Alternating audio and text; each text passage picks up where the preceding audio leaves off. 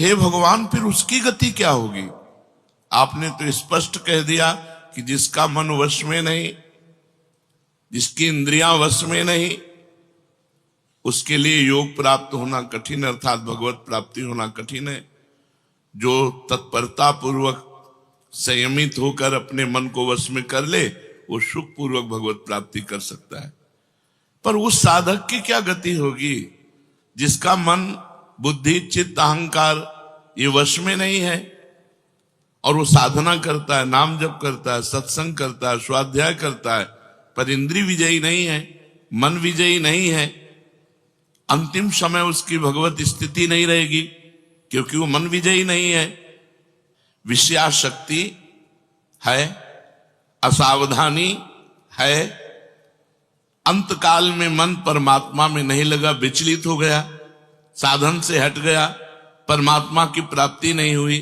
तो हे कृष्ण, कृष्ण सबको आकर्षित करने वाले, हे भगवान आप ही जान सकते हो, इस प्रश्न का उत्तर आप ही दे सकते हो कि उसकी क्या गति होगी। तात्पर्य है कि वो नरक तो जाएगा नहीं, क्योंकि नाम जप करता है। थोड़ा भी नाम जप करता है तो नरक नहीं जाएगा, थोड़ी भी भक्ति करता है तो नरक नहीं जाएगा। अजामिल के प्रसंग में यमराज जी ने अपने दूतों को आदेश किया था कि यदि कोई भी नारायण कृष्ण हरि बोलता है, गले में कंठी बांधे, वैष्णव है, भगवान का दास है, भूल करके मत जाना, तो नरक तो जाएगा नहीं, क्योंकि साधन करता है, नाम जप करता है, पाठ करता है, पर जितेंद्रीय नहीं है, मनोनिग्रही नहीं, इसलिए भगवत प्राप्ति तो होगी नहीं, ये भगवान कह रहे हैं। पर नरक तो जाएगा नहीं, क्योंकि नाम जप करता है, और स्वर्ग की इच्छा नहीं, इसलिए स्वर्ग नहीं जाएगा, और मोक्ष इसलिए नहीं हुआ कि वो मन इंद्रियों को बस में नहीं किया। तो उसकी गति क्या होगी? काम गतिम कृष्ण गच्छति, वो किस गति को प्राप्त होगा? कश्चिन्नो भय विभ्रष्टस् छिन्ना भ्रमिव नश्यति अप्रतिष्ठो महाबाहो विमूढ़ो ब्रह्मणा पथि। हे महाबाहो, हे अजान बाहु, संसार के आश्रय से तो रहित है और परमात्मा के मार्ग में भ्रष्ट हो गया है, परमात्मा को प्राप्त नहीं कर पाया और संसार के मार्ग को छोड़ दिया है, दोनों ओर से भ्रष्ट हुआ, उसकी क्या गति होगी? कहीं वो किसी बादलों की तरह छिन्न भिन्न नष्ट तो नहीं हो जाएगा? दोनों ओर से भ्रष्ट हुआ, अर्थात संसार मिला नहीं, परमार्थ में भगवान मिले नहीं, तो उसका समय जो परमार्थ में गया, जो भजन साधन में गया, वो सब बेकार हो गया, क्योंकि आपकी तो प्राप्ति हुई नहीं। एतन्मे संशयम कृष्ण छेतुर्मर्हस्य शेषतः त्वदन्या संशयस्यास्य छेता नाहुपपद्यते।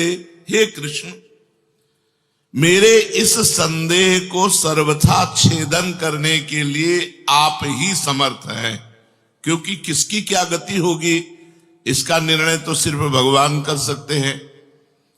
इस संशय का छेदन करने के लिए आपके सिवाय इस सृष्टि में दूसरा कोई नहीं हो सकता, इसलिए आप का गति कृष्ण, उसकी क्या गति होगी? भगवान बोल रहे हैं, बहुत सुंदर बोल रहे हैं। पार्थ नैवेह नामुत्र विनाशस्तस्य विद्यते नहि कल्याण कृत कश्चित दुर्गतिम तात गच्छति। पहली बात है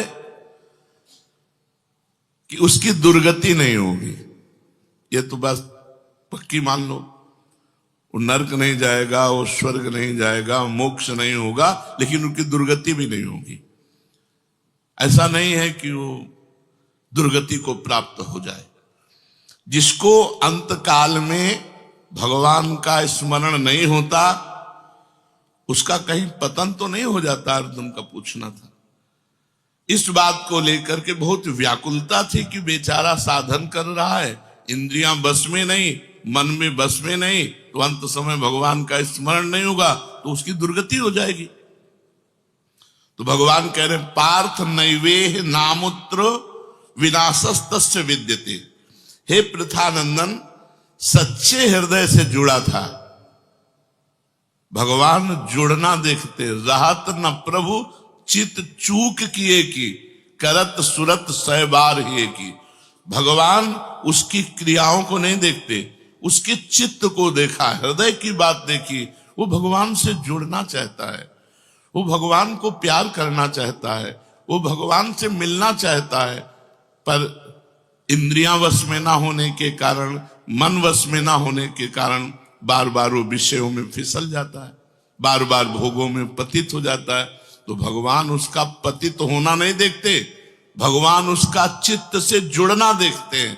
रहत न प्रभु चित्त चूक किए की, करत सुरत सैबार हिए की। हृदय की बात देखते, सच्चे हृदय से भगवान में जुड़ना चाहता था। अब उसका पतन नहीं हो सकता, मरने के बाद भी पतन नहीं हो सकता। जितनी उसकी स्थिति भजन में बन गई है, उसके नीचे वो गिर ही नहीं सकता। बहुत बढ़िया बात है। हमारा अगर 100 नाम जप हो गया है तो 101 से चलेगा अगले जन्म में, 99 से नहीं चलेगा। जिसकी जितनी भजन में स्थिति हो गई है, उससे वो नीचे वो नहीं गिर सकता। देखो, पहली बात तो दुर्गति हो नहीं सकती, नरक जाना नहीं है, स्वर्ग जाना नहीं है, दुर्गति होनी नहीं है। आगे भगवान बताएंगे उसकी गति क्या होगी। उसकी साधना जितनी है वो कभी नष्ट नहीं हो सकती। चाहे जितना बड़ा पाप बन जाए, उस पाप का उसे दंड भोगना पड़ेगा, लेकिन उसकी साधना नष्ट नहीं होगी। ये इस मार्ग का बहुत बड़ा सपोर्ट है कि मानो हम दिन भर भजन किया, हमसे शाम के गलती हो गई तो बोले दिन भर का भजन नष्ट हो गया। नहीं, आपका भजन दिन भर का वो है, और जो आपकी गलती हुई वो अलग है। गलती का आपको प्रायश्चित या दंड भोगना पड़ेगा, और भजन आपका सुरक्षित है। वो नीचे नहीं गिरेगा, उसकी साधन सामग्री नष्ट नहीं होगी। ये बहुत हृदय को शीतलता पहुंच। हमने जो नाम जप किया वो हमारा सुरक्षित है, नाम जप वो कभी नष्ट नहीं होगा। उसका पारमार्थिक उद्देश्य भी नहीं बदलेगा। उसने उद्देश्य बनाया भगवत प्राप्ति, वो उद्देश्य भी उसका नहीं बदलेगा। हाँ, कितने जन्म लगेंगे ये उसका प्रयास होगा, प्रयत्न होगा। वो जन्मता मरता रह सकता है, ना भजन उसका नष्ट होगा, कम होगा, ना उद्देश्य उसका बदलेगा। वो लगेगा भजन। भक्ति बीज पलटे नहीं, जो जुग जाए अनंत, ऊंच नीच कुल उपजय होए संत को संत। वो कभी ऐसा नहीं हो सकता कि इतना भजनानंदी अब भ्रष्ट हो गया तो वो पतित हो गया, नीच और दुर्गति, अरे सब बेकार, कुछ नहीं। जो गलती हुई उसका दंड मिलेगा, और जहां से वो भजन कर रहा है वहीं से उसकी भजन की स्थिति आगे बढ़ेगी। जैसे उदाहरण में राजर्षि भरत का उदाहरण दिया था कि हिरन पे वृत्ति गई तो हिरन बने, लेकिन गंडकी नदी में खड़े होके हिरन बन करके भी इतना भजन किया कि अगला जन्म जड़ भरत जी के रूप में ब्रह्मबोध संपन्न महापुरुष के रूप में हुआ। तो भगवान कहते हैं, नहीं कल्याण कृत कश्चित दुर्गतिम तात गच्छति। अर्जुन, हे तात, बहुत प्यार भरा संबंध है, उसकी दुर्गति नहीं हो सकती। जो मेरा थोड़ा भी भजन किया है उसकी दुर्गति नहीं हो सकती। साधक के लिए बहुत ही पॉइंट की, आश्वासन की बात कह रहे कि थोड़ा भी भजन किया तो उसकी दुर्गति नहीं हो सकती, और अगले जन्म में परमात्मा प्राप्ति की लालसा इतनी प्रबल होगी कि वो इंद्रियों मन को वश में कर लेगा। इस जन्म में जो चूक हुई वो अगले जन्म में सुधार लेगा। उसकी दुर्गति नहीं होने का तात्पर्य है कि जो मनुष्य कल्याणकारी कार्य में लगा हुआ है, जिसके लिए मनुष्य शरीर मिला है, वो कार्य कर रहा है, भजन कर रहा है, सत्संग कर रहा है, स्वाध्याय कर रहा है, ठाकुर सेवा कर रहा है, वो अपने असली कार्य में लगा हुआ है, पर उसका मन चलायमान है, उसकी इंद्रियां चलायमान, तो उसकी दुर्गति नहीं होगी। कारण कि उसका ध्येय चिन्मय तत्व भगवान में है, इसलिए उसका पतन नहीं हो सकता। मैं उसकी रक्षा करता हूं, तो उसकी दुर्गति कैसे हो सकती है? क्योंकि उसने थोड़ा भी सही मेरा भजन किया है। मेरी दृष्टि सर्वभूत हिते रता है, सब पर मोरी बराबर दाया, सब मम प्रिय सब मम उपजाए, मैं सबको प्यार करता हूं। फिर जो मनुष्य मेरी तरफ चल पड़ा, अपना किसी तरह से कल्याण परम हित मानकर मेरी तरफ चल पड़ा, तो मैं उसे सबसे ज्यादा प्यार करता हूं। फिर मैं जिसे प्यार करता हूं उसकी दुर्गति कैसे हो सकती है? प्यार तो सबको करता हूं, लेकिन जो अपना मान करके मेरी तरफ चल पड़ा, मेरा भजन करने लगा, उसकी दुर्गति कैसे हो सकती है? मेरा वो समझे न समझे, उससे वास्तविक संबंध तो है ही। ममई वांसो जीव लोके जीव भूता सनातना। वो भले भगवान से संबंध ठीक नहीं लगा पा रहा, लेकिन भगवान तो जान रहे मेरा संबंधी है, मेरा अंश है। ये संसार के साथ उसका वास्तविक संबंध नहीं है। उसने मेरे साथ इस वास्तविक संबंध को, असली लक्ष्य को उसने स्वीकार किया कि अब इस जन्म में भगवान को प्राप्त करना चाहता हूं, तो चाहे जितना बड़ा गलती पड़ गई, अपराध पड़ गया हो, उससे दुर्गति उसकी नहीं हो सकती। भगवान कह रहे उसका किया हुआ साधन नष्ट नहीं हो सकता। हां, वो देखने में मोहित सा लगेगा कि भ्रष्ट हो गया, अब तो कोई भजन साधन नहीं, अब तो भ्रष्ट सा हो गया है, साधन छूटा दिखाई देगा। परंतु ऐसी परिस्थिति में भी मैं उसका साथ नहीं छोड़ता। उसने मेरा भजन छोड़ दिया, मेरा साधन छोड़ दिया, लेकिन मैं उसका, जैसे एक सत्संग में दृष्टांत में देते थे कि जगन्नाथ जी की सेवा में श्रीअंग पार्षद रहते थे, तो उनमें से एक पार्षद वैश्या संसर्ग करने लगे कुसंग के कारण। तो जब सब पार्षदों को पता चला तो उन्होंने बुलाया और कहा, देखो तुम परम पावन श्री जगन्नाथ जी के अंग सेवी हो, या जगन्नाथ जी की सेवा छोड़ो वैश्या का संग करो, या वैश्या संग छोड़ो जगन्नाथ जी का अंग संग करो।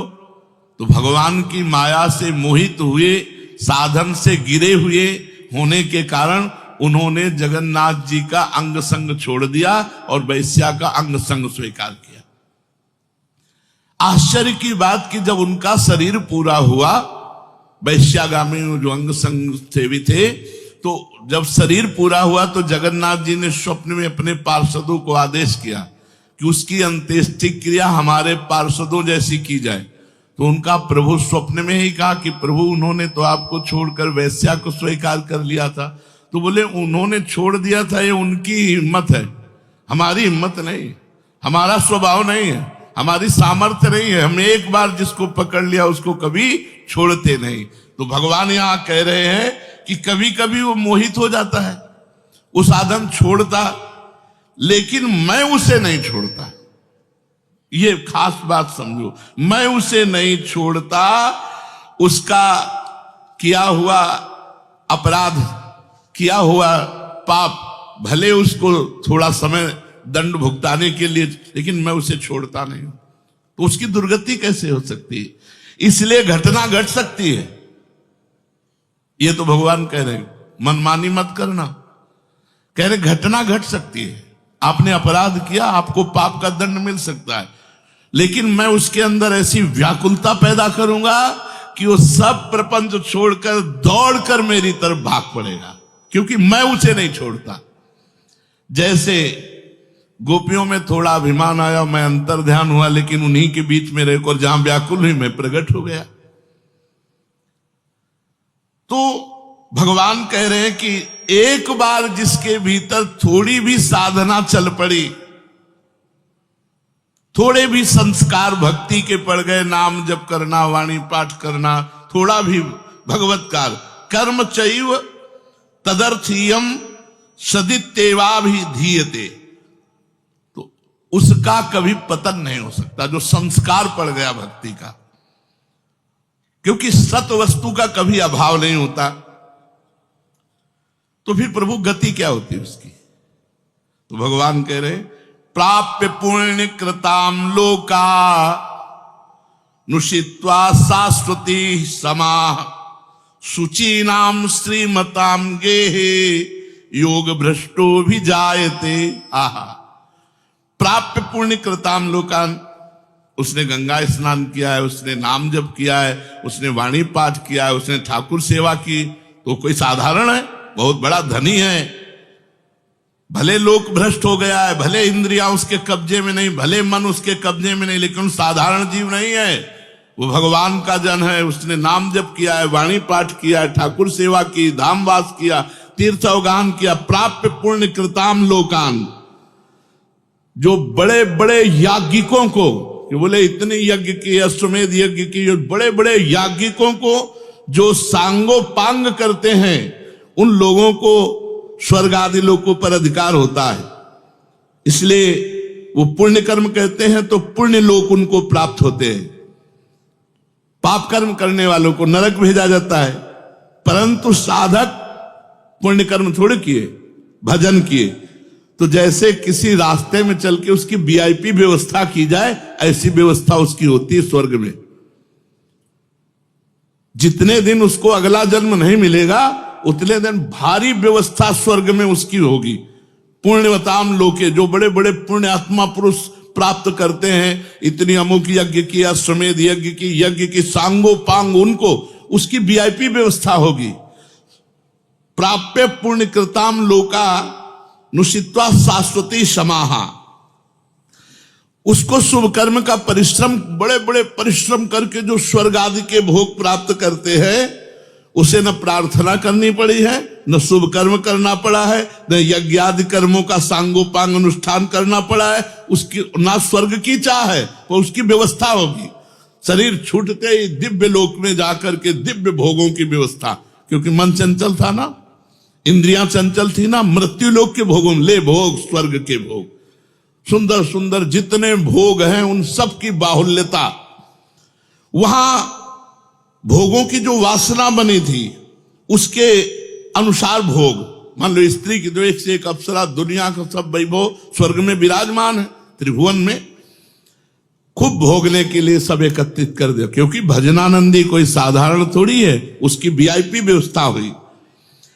अब अंत समय से साधन में विचलित मना हो जाने के कारण जो बड़े बड़े परिश्रमों से, पुण्यों से प्राप्त होता है, वो ऐसे स्वाभाविक रूप से रास्ते में प्राप्त हो रहा है। ये उसकी गति नहीं है, ये अयाचिक वृत्ति से उसकी वीआईपी व्यवस्था है कि अब ले जा रहे हैं तो रास्ते में ऐसे थोड़ी कि कोड़ा मारते, पानी भी नहीं पिया रहे, धूप में ले जा, नहीं, सीधे उसको आनंद पूर्वक स्वर्ग आदि लोगों की दिव्य भोग वृत्तियां, जिन भोगों के लिए वो विचलित रहा है मनुष्य साधना करते समय, वो सारे भोग उसको वहां प्राप्त होंगे। वहां रहने पर इतना भोग दिलाया जाता है कि उसकी अरुचि हो जाती है स्वर्ग के भोगों से। तो मर्तलोक में आके दोबारा फंसेगा क्या? स्वर्ग के भोगों से अरुचि हो जाती है, जहां आसक्ति रही है वो भोग ही भोग उसको व्यवस्था कर दी जाती है, वो घृणा हो जाती है उसको स्वर्ग में ही भोगों से। इतनी वीआईपी व्यवस्था, क्योंकि अंदर से तो भजन था, उद्देश्य भगवान की प्राप्ति का था, तो स्वर्ग आदि के भोग भोगने पर उसे घृणा हो जाती है। वो अपनी वासना जो अंदर थी, जिनके कारण इंद्रियों मन को जीत नहीं पाया, वो देख लेता है, अरे अब ये तो मर्त्य लोक के भोग है, स्वर्ग के भोग, उसको वहां उसके अंदर घृणा हो जाती है। उसित्वा शाश्वती क्षमा, फिर उसे और ऊंचे लोकों में, अगर समय है अभी, तप लोक, जन लोक, महालोक, ब्रह्म लोक, ऐसे महान लोकों में उसे ऊंचे के लोकों में भेजा जाता है। और वहां भी इसलिए भेजा जाता है कि यहां के स्वर्ग के भोगों से रुचि, अब यहां के ब्रह्म लोक के भोग देख ले। भजन का फल है ब्रह्मादिक के भोग सब विषम लागत ताई, नारायण ब्रज चंद की लगन लगी है जाई। जब ठाकुर जी से मिलने की चाह लग जाती तो यहीं इसी शरीर में ब्रह्मादिक के भोगों से भी वैराग्य हो जाता है। भोग भोगने के उद्देश्य से नहीं, क्योंकि जो भोग भोगने के उद्देश्य से जाते हैं उनके पुण्य क्षीण होने पर फिर वो लौटकर मृत्यु लोक में आते हैं, इसलिए वो सीमित वर्षों तक स्वर्ग लोक आदि में रहते हैं। परंतु जिसका उद्देश्य भोग नहीं भजन था और योग भ्रष्ट हो गया है सूक्ष्म वासना के कारण, तो स्वर्ग आदि लोकों में जाएगा, उसका भजन नहीं क्षीण होगा। जैसे पुण्य आत्मा स्वर्ग गया, भोग भोगा, तो उसका पुण्य क्षीण होगा, लेकिन इसका नहीं, इसका तो स्टॉक है, ये तो भागवतिक व्यवस्था है उसकी, ये ब्याज की व्यवस्था है। मूल तो ऐसे ही साधन संपत्ति है। देख लो, कोई घाटे का सौदा नहीं, वीआईपी व्यवस्था होगी। मरने के भी बाद अगर चूक हो गई तो, और चूक ना हुई तो सीधे निकुंज चलना है। वैसे यहां चूक हो जाए तो भी निकुंज जाना है, क्योंकि वृंदावन धाम है ना। अगर यहां शरीर छूटेगा तो यहां स्वर्ग थोड़ी ले जाएंगे, देवताओं का प्रवेश है नहीं, यहां तो वृंदा सखी सहचरियों का है। वो बहुत वर्षों तक उसके भोग सुविधा की सीमा नहीं रहती, ऐसी व्यवस्था होती है। अच्छा, जो भोग भोगने के उद्देश्य से ऊंचे लोकों में जाते हैं उनको फिर पतित होना पड़ता है, लेकिन ये योग भ्रष्ट जब ऊंचे लोकों में जाता है तो पतित नहीं होता, उसकी साधन संपत्ति प्रकाशित रहती है ज्यों की त्यों, और उसका सद्भाव जागृत रहता है। सब मिथ्या है, भगवान मिथ्या करवाते करवाते ब्रह्मलोक तक के भोगों का मिथ्या। अब उन सुख भोगों को भोगने के बाद शुचीनाम श्रीमताम गेहे योग भ्रष्टो भी जायते। अब यहां जब प्रकट हुआ, कब उसका जन्म होगा? कोई सीमा रखी जाती है? अरुचि, अरुचि सीमा रखी जाती है। जब तक उसे भोगों में अरुचि नहीं होगी तब तक ऊपर के लोगों को भोगों में उसे रखा जाएगा। नरक वरक तो जाने की बात नहीं, वीआईपी भोग। जब अरुचि हो गई, अरुचि होगी ही, क्योंकि वो भगवान का भजन करता रहा है। वो ऐसा नहीं कि अब विश्राम मान ले कि अब अप्सरा मिल गई, विमान मिल गया, स्वर्ग मिल गया, अब यही नहीं। उसकी यात्रा नहीं रुकेगी, उसका भजन उसको कचुटेगा, उसके अंदर जलन पैदा होगी, अशांति हो जाएगी। ये सब भोग नहीं चाहिए, मुझे भगवान चाहिए, चलो ब्रह्मलोक। वहां भी ये नहीं चाहिए। तो अब शुचि नाम श्रीमताम गेहे योग भ्रष्टो भी जायते। अब योग भ्रष्ट जब मृत्यु लोक में लौटा तो जगत पूज्य घर में पैदा हुआ। जगत पूज्य घर में श्रीमान, सारा संसार जिसे झुके, ऐसे घरों में पैदा, उच्च कुल, भक्ति संपन्न। श्रीमान का मतलब होता है, एक लौकिक शब्द होता है वैभव संपन्न, लेकिन भागवतिक वैभव संपन्न महापुरुषों के घर में उसका जन्म होता है। और लौटने का कारण जो है, उस कारण को भगवान जानते हैं, उसकी बहुतायत कर देते हैं। स्वर्ग भोगा, ब्रह्मलोक के भोग भोगे, और यहां सारे भोग उसके दे दे, ये ले, अरे भगवान का दास है कोई और, ये ले। ऐसे घर में पैदा किया। अब उसकी जो साधन संपत्ति उसको खोल देते हैं, अभी तक बंद रखा, हानि नहीं हो सकती।